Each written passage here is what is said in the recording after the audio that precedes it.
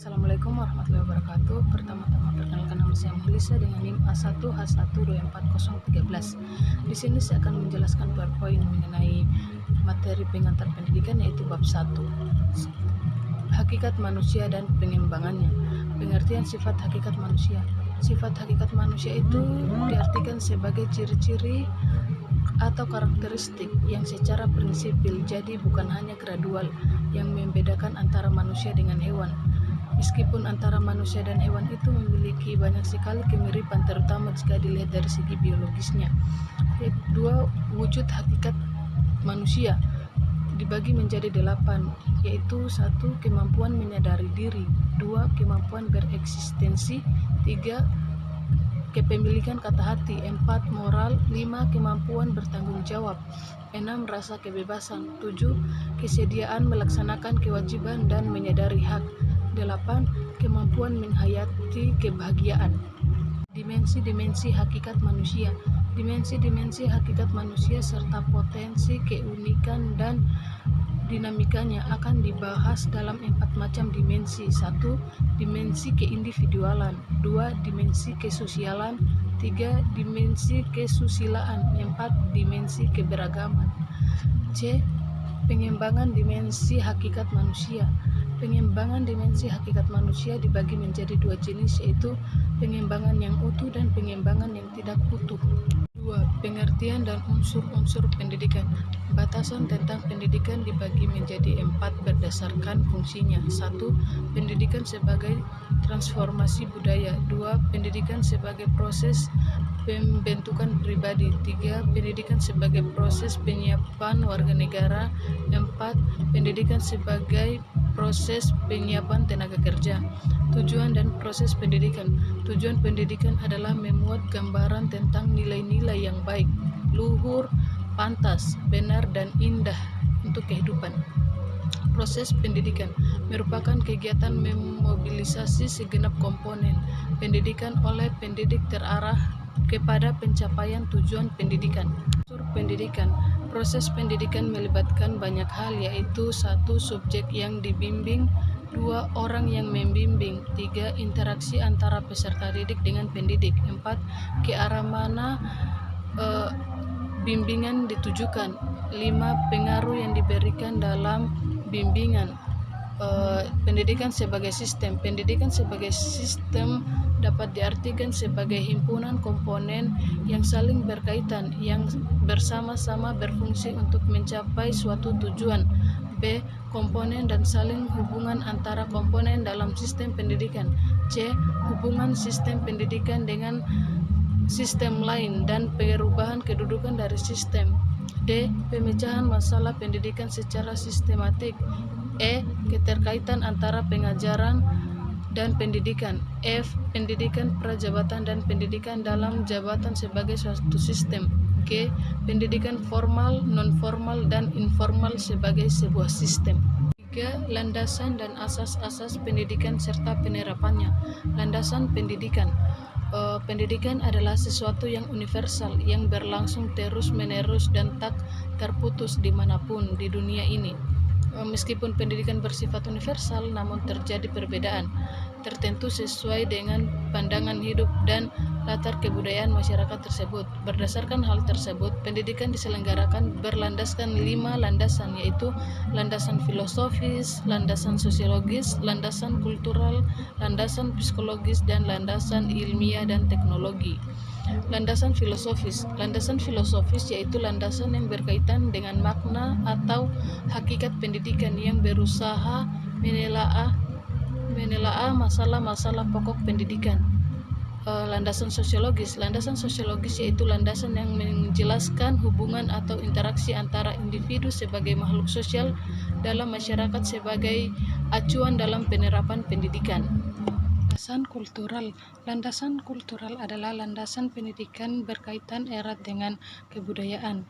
Kebudayaan ini berupa norma-norma atau nilai-nilai kepercayaan, tingkah laku yang dianut oleh masyarakat tertentu. Kebudayaan dan pendidikan mempunyai hubungan timbal balik, sebab kebudayaan dapat dilestarikan dari generasi ke generasi dengan jalan pendidikan, baik secara formal maupun non-formal. Psikologi pendidikan. Landasan psikologi pendidikan merupakan landasan yang melibatkan aspek kejiwaan manusia dalam pendidikan, di mana landasan psikologi ini tertuju pada pemahaman manusia, khususnya tentang proses perkembangan dan proses belajar. Asas-asas pendidikan. Asas pendidikan merupakan suatu kebenaran yang menjadi dasar atau tumpuan berpikir baik pada tahap perencanaan maupun pelaksanaan pendidikan.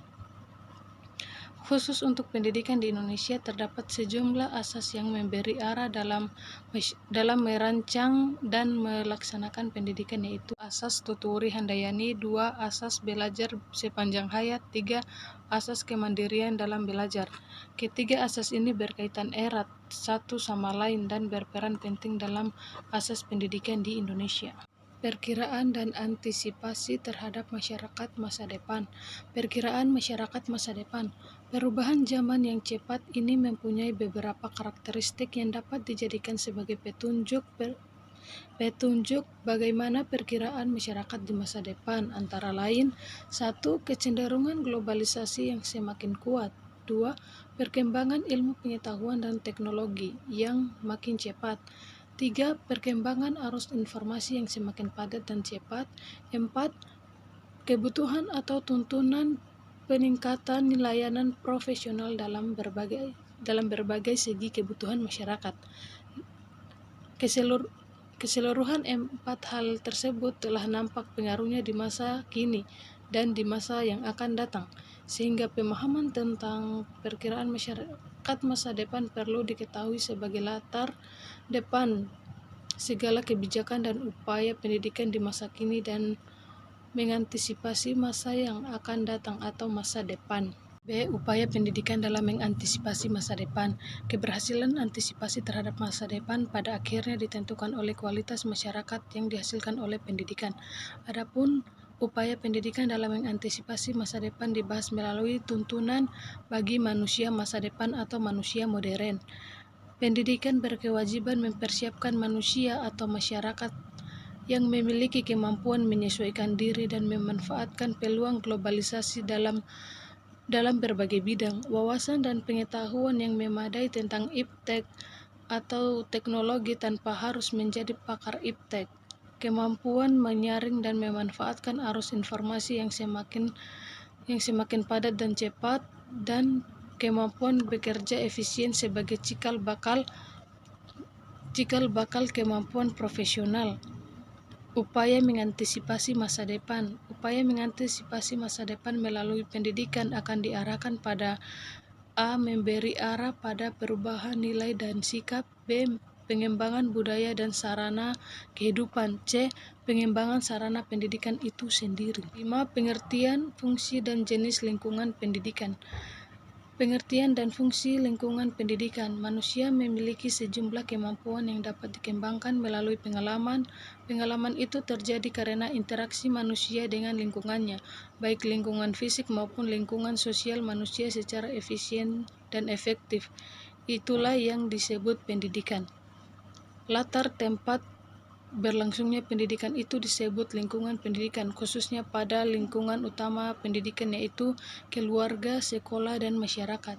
Fungsi lingkungan secara umum adalah membantu peserta didik dalam berinteraksi dengan berbagai lingkungan sekitarnya, atau fisik, sosial, dan budaya, utamanya berbagai sumbernya pendidikan yang tersedia agar dapat dicapai tujuan pendidikan yang optimal. B. Tripusat pendidikan. Manusia sepanjang kehidupan yang selalu akan menerima pengaruh dari 3 lingkungan pendidikan yang utama, yakni lingkungan keluarga, sekolah, dan masyarakat. Ketiganya disebut tripusat pendidikan. Pusat pendidikan. Pendidikan di lingkungan keluarga biasanya terjadi atau berlangsung secara alamiah dan wajar. Biasanya disebut pendidikan informal. Pendidikan di lingkungan sekolah adalah pendidikan yang secara sengaja dirancang dan dilaksanakan dengan aturan-aturan tertentu yang harus berjenjang dan berkesinambungan, disebut pendidikan formal. Pendidikan di lingkungan masyarakat Tidak dipersyaratkan berjenjang dan berkesinambungan, serta dengan aturan-aturan yang lebih longgar seperti kursus dan lain-lain. Biasanya disebut pendidikan non-formal. Pengaruh timbal balik antara tripusat pendidikan terhadap perkembangan peserta didik digambarkan melalui 3 kegiatan pendidikan, yaitu 1. Pembimbingan dalam upaya pemantapan pribadi budaya. 2. Pengajaran dalam upaya penguasaan pengetahuan. 3. Pelatihan dalam upaya pemahiran keterampilan. 6. Aliran-aliran pendidikan. Aliran-aliran dalam pendidikan. Aliran-aliran klasik dalam pendidikan dan pengaruhnya terhadap pemikiran pendidikan di Indonesia meliputi: A. Aliran empirisme. B. Aliran nativisme. C. Aliran naturalisme. D. Aliran konvergensi. Ketiga aliran ini mempengaruhi pendidikan di dunia, khususnya bagi pendidikan di Indonesia. Gerakan baru pendidikan dan pengaruhnya terhadap pelaksanaan di Indonesia. Hasil-hasil dari pemikiran aliran-aliran tersebut disebut aliran atau gerakan baru dalam pendidikan. Gerakan baru itu terdiri atas pengajaran alam sekitar, pengajaran pusat perhatian, sekolah kerja, dan pengajaran proyek. Pendidikan di Indonesia. 2 aliran pokok pendidikan di Indonesia yang dimaksud adalah: 1.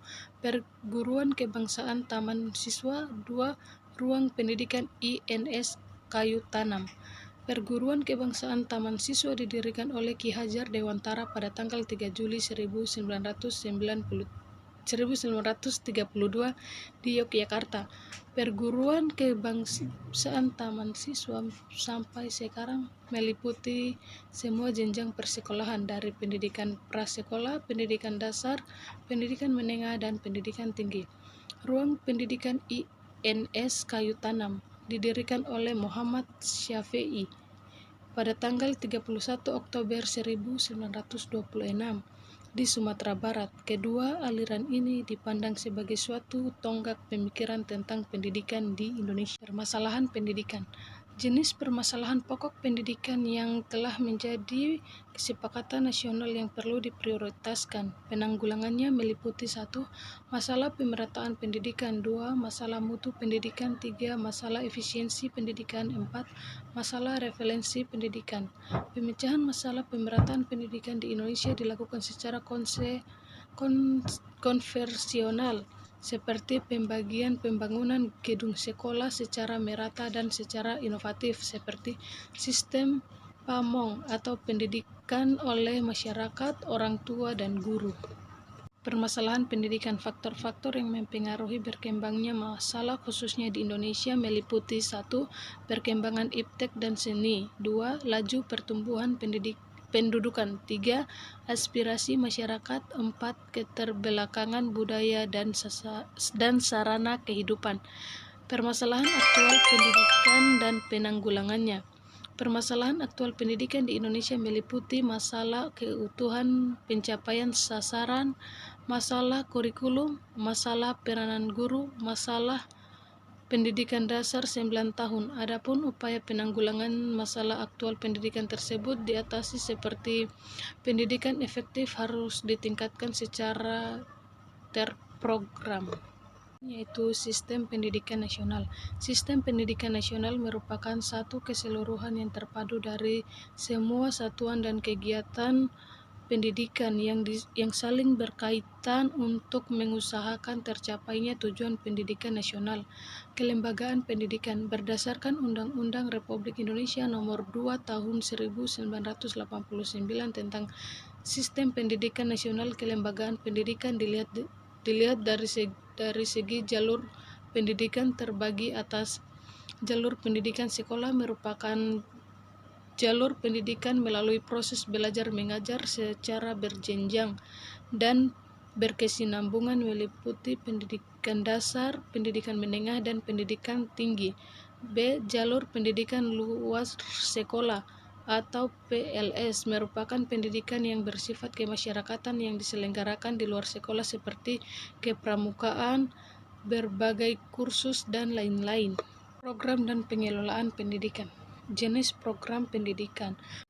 Program pendidikan yang dimaksud dalam jalur pendidikan yang terdiri atas pendidikan umum, pendidikan kejuruan, pendidikan luar biasa, pendidikan kedinasan, dan pendidikan keagamaan.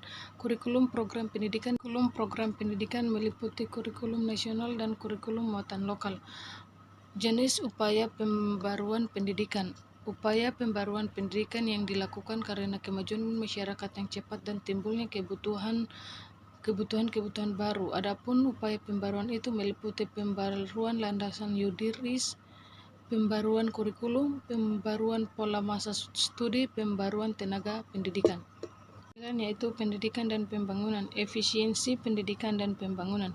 Efisiensi pendidikan dan pembangunan serta keterkaitan antara keduanya adalah pendidikan merupakan usaha ke dalam diri manusia, sedangkan pembangunan merupakan keluar dari diri manusia. Pendidikan menghasilkan sumber daya tenaga kerja yang menunjang pembangunan dan hasil pembangunan